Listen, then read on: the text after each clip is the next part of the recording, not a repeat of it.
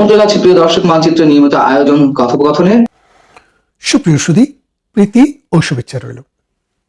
আগামী 12 তারিখে একটি নির্বাচনের কথা শুনছেন, যে নির্বাচনকে কেন্দ্র করে দেশে বিদেশে প্রশাসনে এবং বিভিন্ন রাজনৈতিক দলের মধ্যে এবং রাজনীতির বাইরের মানুষের মধ্যে এক ধরনের আতঙ্ক বিরাজ করছে। কেন বিরাজ করছে? মানুষ জানে না এই নির্বাচনটিতে বাংলাদেশের ভাগ্য, বাংলাদেশ নামক রাষ্ট্রটি কোন ডাইরেকশনে রওনা দিবে। প্রধানত দুইটি দল এই নির্বাচনে অংশগ্রহণ করছে, আর যে দলটি বাংলাদেশের জন্ম, বাংলাদেশের ইতিহাস এবং বাংলাদেশের আজকের যে মধ্য আয়ের বাংলাদেশ এইটি বিনির্মাণের সাথে যাদের সবচাইতে বেশি ভূমিকা, সেই দলটিকে ফ্যাসিস্ট ইউনূস সরকার, এ অবৈধ ইউনূস সরকার কিছু বাটপার এবং চাটুকারকে নিয়ে আওয়ামী লীগ সরকারকে তার বাইরে রেখেছে। এটা হচ্ছে তার মেটিকুলাস ডিজাইনের অংশ। কারণ এই বাংলাদেশ নামক বদ্বীপটি পৃথিবীর নানান শকুনদের দৃষ্টিতে পড়েছে। এই দৃষ্টিতে পড়ার মূল কারণ হলো ভারতীয় উপমহাদেশ, চায়না, জাপান এবং এই কন্টিনেন্টের অন্যান্য দেশ পৃথিবীতে এমন একটা জায়গা তৈরি করেছে, এখন অর্থনীতি বলেন আর জনসংখ্যায় বলেন, প্রভাব প্রতিপত্তিতে বলেন, তারা কিন্তু আগামী বিশ্বের প্লেয়ার। তাই যারা আজকের দিনের মোড়ল, তারা চিন্তা করলো আমরা তো এভাবে এই ভারতীয় উপমহাদেশ, এই ইন্দো চায়না, এই জাপান উপসাগর, মধ্যপ্রাচ্য, তাদেরকে এইভাবে উঠে যেতে দিতে পারি না। তাহলে আমাদেরকে কি করতে হবে?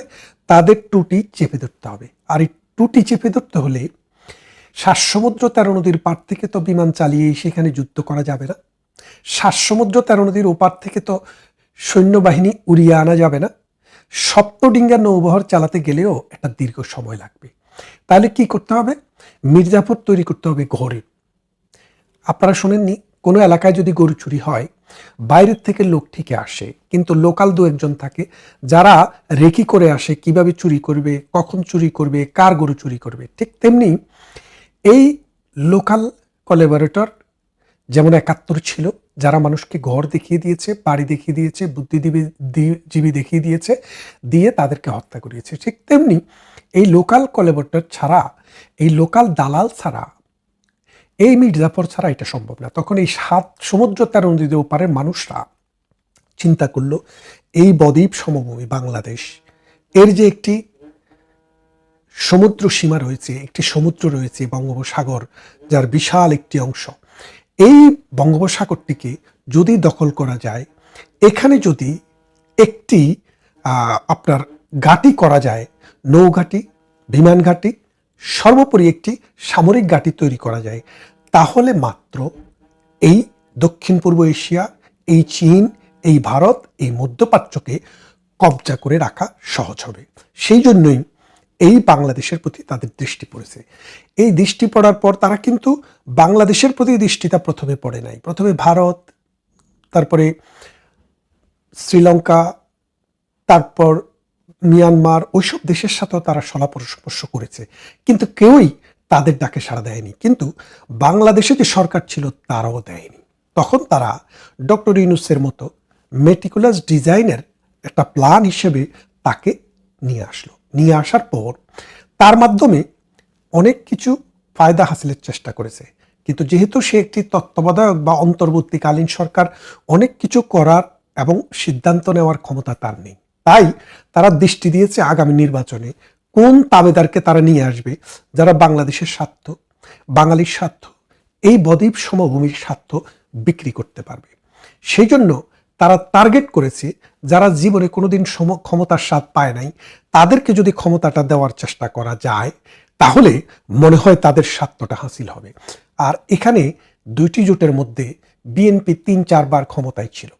শুধু ক্ষমতায় কখনো এককভাবে বা দলগতভাবে হইলেও ডমিনেন্ট পজিশনে জামাত কখনো ছিল না। তাই এখন জামাত মরিয়া, যদি দরকার হয় বাংলাদেশের 2টা ডিস্ট্রিক্ট বিক্রি করে দেওয়া, তাও তারা দিবে। যদি দরকার হয় বাংলাদেশের সমুদ্র পুরোটা বিক্রি করে দেওয়া, তাও তারা দিবে।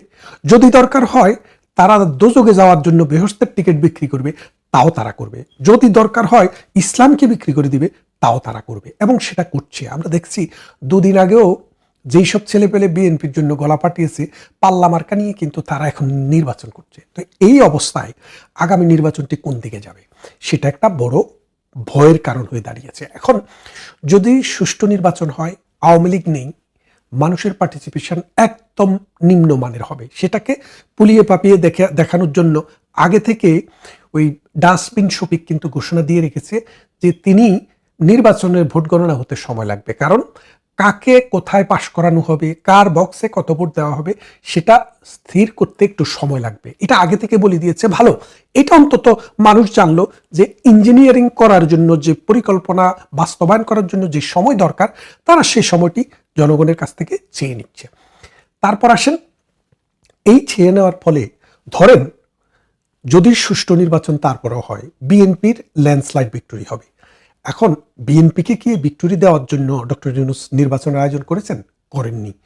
ডক্টর ইউনূস নির্বাচনের আয়োজন করেছে তার প্রভুদেরকে খুশি করার জন্য, অর্থাৎ তাকে যারা একটা পরিকল্পনার অংশ হিসেবে বাংলাদেশের মসনদে বসিয়ে যত সব অপকর্ম করাচ্ছে, বাংলাদেশের অর্থনীতিকে ধ্বংস করছে, বাংলাদেশের উন্নয়নকে ধ্বংস করছে, বাংলাদেশের গত 53 বছরের ইতিহাস এবং ঐতিহ্যকে ধ্বংস করাচ্ছে তাকে দিয়ে, তাদের একটা প্ল্যান আছে। সেই প্ল্যানের অংশ হিসেবে কাকে কোথায় পাশ করাতে হবে সেটা কিন্তু তারা নোট দিয়ে দিয়েছে। তো সেই জন্য ডক্টর ইউনূস বিএনপিকে পাশ করানোর কোনো মনোবাসনা নিয়ে নির্বাচন দিচ্ছে না।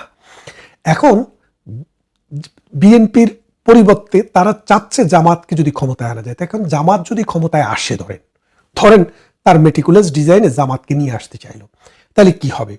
আপনারা অনেকে বলছেন যে বিএনপিকে দেখছি, আওয়ামী লীগকে দেখছি, জাতীয় পার্টিকে দেখেছি, এবার একটু জামাতকে দেখি, এরকম অনেকে ভাবছেন। তো কারণ জামাতকে দেখলে জামাতের ভবিষ্যৎ কি হবে সেটা আপনারা দেখবেন, তারপরে সিদ্ধান্ত নেবেন। অনেকে এটার প্রতি উত্তরে বলছেন, অনেক কিছুই তো খেলেন, গু তো আর খেলেন না, একবার গু খেয়ে দেখেন।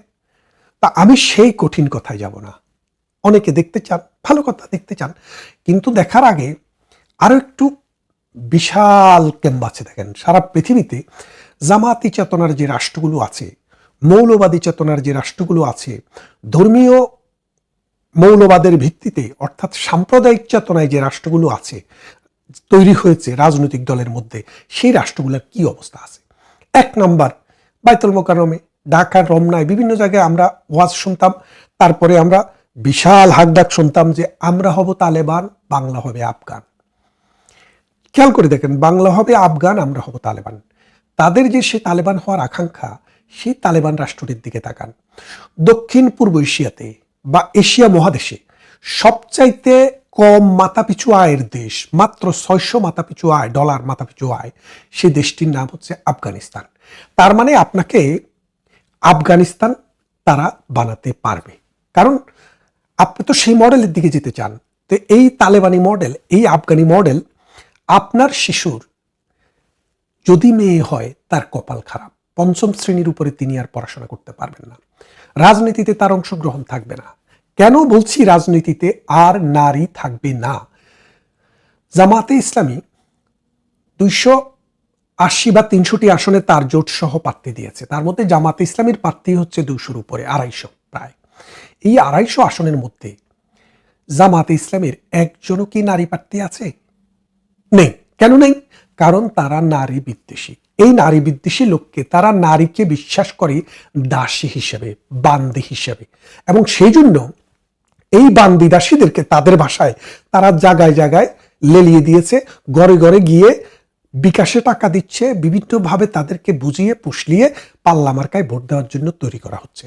অথচ এই নারীরা জানে না তার জন্য বিষ নিয়ে এসছে, সে ওই বিষ খেয়ে তার শিশু সন্তান সহ মারা যাওয়ার ব্যবস্থা করছে। খেয়াল করে দেখেন, একজন নারী প্রার্থীও জামাতের নেই। শরিকদের থাকতে পারে, শরিকদের কথা তো আলাদা, কিন্তু জামাতের একজনও নারী প্রার্থী নেই।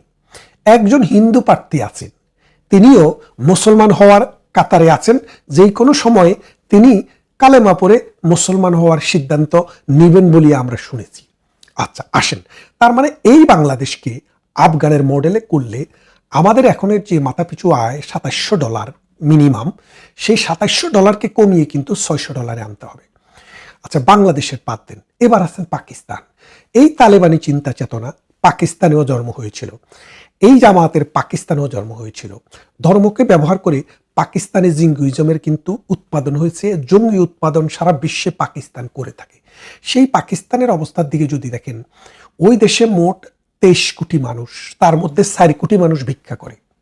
গত 1 বছরে 40,000 মানুষকে পৃথিবীর বিভিন্ন দেশ থেকে পাকিস্তানে ফেরত পাঠানো হয়েছে ভিক্ষাবৃত্তির জন্য। সৌদি আরবে হজের মৌসুমে উমরার সময় তাদেরকে নিষিদ্ধ করে দিয়েছে। পরে পাকিস্তানের পররাষ্ট্রমন্ত্রী মোসলেকা দিয়ে বলেছে যে আমাদের লোক আর ভিক্ষা করবে না। তাহলে ভিক্ষুক উৎপাদনের একটা প্রকল্প আপনারা পাবেন, কারণ ধনী হতে হলে তো টাকা আসতে হবে। তো ভিক্ষা করে যে পরিমাণ টাকা পাওয়া যায়, আগে মাদ্রাসার জন্য, মক্তবের জন্য যেই পরিমাণে টাকা উঠতো, এখন তো সেটা আর ওইভাবে উঠতে হয় না। এখন মানুষ, সমাজের অবস্থা ভালো, বিত্তবানরা করে দিতে পারে। তো সেই রকম জামাত যদি আসে, সেই রকম ভিক্ষুক উৎপাদনটা আপনাদের বেড়ে যাবে, কারণ তখন তো বাইতুল মাল আপনি বাধ্যতামূলকভাবে দিতে হবে। সেই জন্য এই ভিক্ষুক উৎপাদন হবে। পাকিস্তানের মতো 80 বছরে একটি সরকার 5 বছর মেয়াদ পার করেনি, সেই রকম সরকার বাংলাদেশে আসবে। তারপরে আপনি ফিরান চোখ ইরানের দিকে। 1979 সালে ইরানে যখন ইসলামী বিপ্লব খামেনি করে, তখন খামেনি কিন্তু দেশে ছিলেন না, তিনি ছিলেন ফ্রান্সে। সেখান থেকে এসে এই বিপ্লবের নেতা হন তিনি। নেতা হওয়ার পর আগে ইরান ছিল মধ্যপ্রাচ্যের, আপনি জানেন পারস্য সভ্যতা, আপনি 5000 বছর পিছনে যান তাও দেখবেন ওসমানীয় খেলাফতের এমন জয় জয়কারের সময়ে ইউরোপের অর্ধেক যে ওসমানীয় খেলাফত যখন দখল করে নিয়েছিল, সেই ওসমানী খেলাফত পুরো মিডল ইস্ট দখল করে নিয়েছিল, যেটাকে অটোমান এম্পায়ার বলে, কিন্তু ইরান দখল করতে পারেনি। সেই ইরান যখন খামেনির নেতৃত্বে আসে, অর্থাৎ ধর্মীয় মৌলবাদীদের হাতে আসে, তখন সেই ইরানের অবস্থা ছিল, মানে 1979 সালের আগে, 79 সালের আগে ইরান ছিল মধ্যপ্রাচ্যের সবচাইতে বেশি মাথাপিছু আয়ের দেশ এবং সবচাইতে সভ্য এবং ধনী দেশ।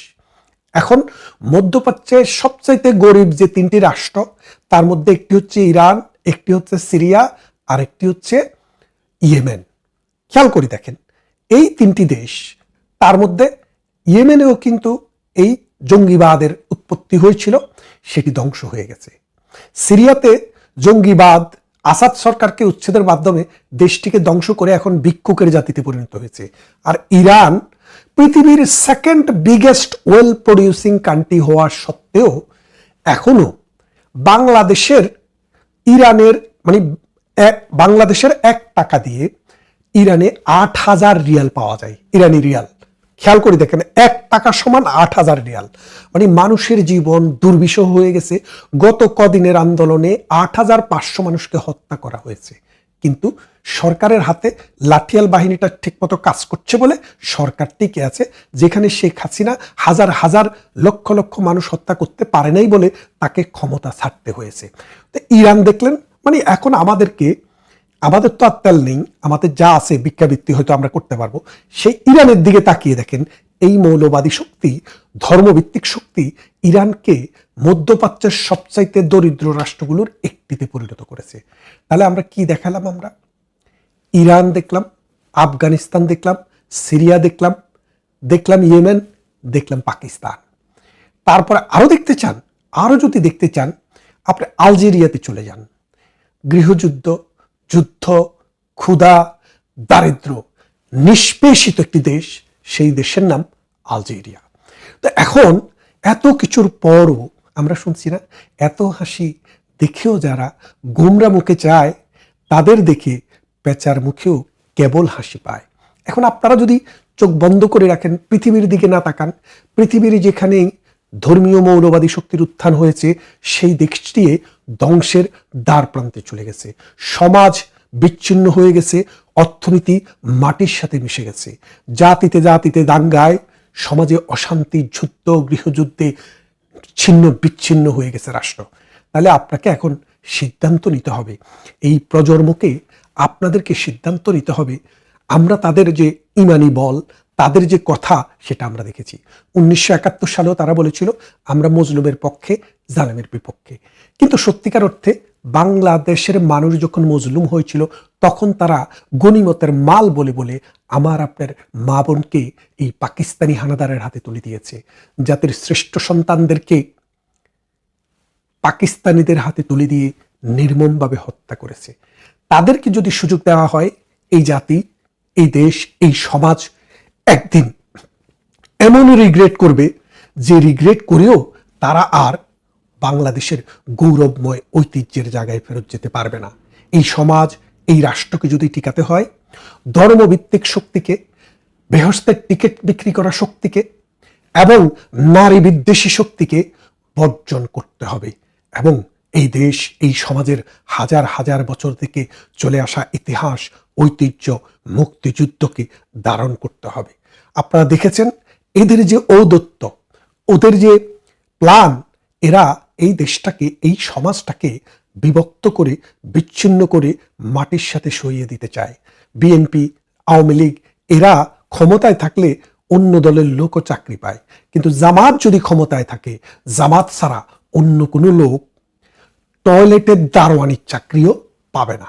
তাই আসুন, সময় থাকতে আমরা আমাদের চিন্তা, আমাদের চেতনা, আমাদের দেশ, আমাদের মাটি এবং মা, যাদের দ্বারা দর্শিত হয়েছে, আসসালামু আলাইকুম ওয়া রাহমাতুল্লাহি ওয়া বারাকাতুহু। না বলতে সম্মানিত দর্শক, নির্বাচন নিয়ে বিএনপির আতঙ্ক তুঙ্গে। এই আতঙ্ক বিএনপিকে প্রতিটা মুহূর্তে অস্থির করে তুলছে। বিএনপির খাওয়া দাওয়া, ঘুম সব হারাম করে ফেলছে। কারণটা কি? কারণটা হলো যে বিএনপি আশা আকাঙ্ক্ষা, এমপি হওয়া, মন্ত্রী হওয়া, প্রধানমন্ত্রী হওয়া, দেশ চালানো, ক্ষমতা লাভ করা, এই জায়গাগুলোতে তারা এক্সট্রিম পর্যায়ে রয়েছে।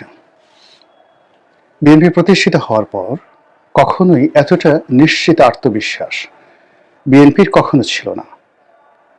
যেভাবে গত 17টি মাস ধরে তারা স্বপ্ন দেখছে যে একটা ভোট হওয়া মাত্রই তারা ক্ষমতায় চলে আসবে, এবং এইরকম পরিবেশ এবং পরিস্থিতি যখন হয়, যে ধরুন আপনি একজন পুরুষ, বিবাহ উপযুক্ত পুরুষ, পৃথিবীর সবচেয়ে কমনীয় কোনো রমণী, যেমন ধরুন এই মুহূর্তে যদি আপনি সুইডেনের রাজকুমারীর কথা চিন্তা করেন, অসাধারণ সুন্দরী, না সুইডেন নয়, স্পেনের, এই মুহূর্তে স্পেনের যে রাজকুমারী, বয়স 22 থেকে 23 বছর, অসাধারণ সুন্দরী, যোগ্যতা সম্পন্না এবং সর্বগুণে গুণান্বিতা। তিনি মিলিটারি অফিসার, তিনি সোশ্যাল ওয়ার্কার, পৃথিবীর সবচেয়ে আধুনিক শিক্ষায় শিক্ষিত, প্রচণ্ড মেধাবী এবং অপরূপ রূপবতী রাজকন্যা, স্পেনের রাজকন্যা, দেখে নিন। তো কোনো কারণে একটা প্রস্তাব হলো আপনার সঙ্গে সেই রাজকন্যার বিয়ে হবে। আপনি অজপাড়া গায়ের বাংলাদেশের কোনো এক গ্রামের সন্তান, কোনো জিন, ভূত অথবা কোনো কেউ অশরীরী আত্মা আপনাকে স্পেনে নিয়ে গেছে। স্পেনে নিয়ে আপনাদের বিয়ে পড়ানো হবে। আপনি চেয়ারে বসে আছেন আর অন্যদিকে রাজকুমারী বসে আছে। তো সেই আপনাকে যে নিয়ে গেছে, ভূত বলল যে সামনের সময় মাত্র 3 মিনিট, এই 3 মিনিটের মধ্যে কবুল বলতে হবে। তো এই 3 মিনিটের মধ্যে জাস্ট যখন রিং বাজবে, ঠিক ওই সময়টাতে সঙ্গে সঙ্গে, রিং বাজার সঙ্গে সঙ্গে কবুল বলতে হবে। যদি 1 ন্যানো সেকেন্ড এদিক ওদিক হয়ে যায়, তাহলে এই রাজকুমারীকে আপনি পাবেন না। অধিকন্তু এই যে আপনাকে এখানে আনা হলো, এখন আপনি এখান থেকে জান নিয়ে যেতে পারবেন না, আপনাকে হ্যাং করে দেওয়া হবে, ফাঁসিতে ঝুলানো হবে, মেরে ফেলা হবে। তো এই কথা আপনি স্মরণ করছেন, আর আপনার সামনে রাজকুমারী বসে আছে। তার রূপ, মাধুর্য, সৌন্দর্য এবং একই সঙ্গে রাজত্ব লাভের, স্পেনের রাজা হবেন আপনি। আর অন্যদিকে আপনার হাতের সময় মাত্র 3 মিনিট। আপনি বসে বসে ক্ষণ গুনছেন, হঠাৎ করে একটা শব্দ হবে আর আপনি সঙ্গে সঙ্গে কবুল বলবেন। এই কবুল বলার সঙ্গে সঙ্গে 1 ন্যানো সেকেন্ড দেরি হওয়া যাবে না। ভুল হলে আপনি দুকুল হারাবেন। এই অবস্থা আপনার কি হবে বলেন তো? হার্টবিট বন্ধ হয়ে যাবে, রক্তক্ষরণ শুরু হয়ে যাবে। অস্থিরতা কাকে বলে? 3 মিনিট আপনার কাছে মনে হবে 3000 বছরের সমান। তো সেই দিক থেকে বিএনপি যে গত 17 মাসের আশা আকাঙ্ক্ষা, লোভ লালসা, কামনা বাসনা, প্রাপ্তি, সব কিছু এখন এসে 12ই ফেব্রুয়ারি তারিখে এসে মিলিত হয়েছে। এক একটা দিন যাচ্ছে, এক একটা ঘন্টা যাচ্ছে, এক একটা মিনিট যাচ্ছে, এক একটা সেকেন্ড যাচ্ছে, আর বিএনপি নেতাকর্মীদের মধ্যে যে ভাবাবেগ তৈরি হচ্ছে, যে অস্থিরতা তৈরি হচ্ছে, তা তাকে রীতিমতো তছনছ করে দিচ্ছে। সে ধৈর্য ধারণ করতে পারছেন না। ধৈর্য ধারণ করতে না পারার কারণে রাজনীতির ময়দানে একটার পর একটা তার অনার সৃষ্টি তৈরি হচ্ছে। সে ভেবে উঠতে পারছে না যে তার আসলে কি করা উচিত, কি বলা উচিত, অথবা কখন তার সে সম্ভাবনাটা নষ্ট হয়ে যায়।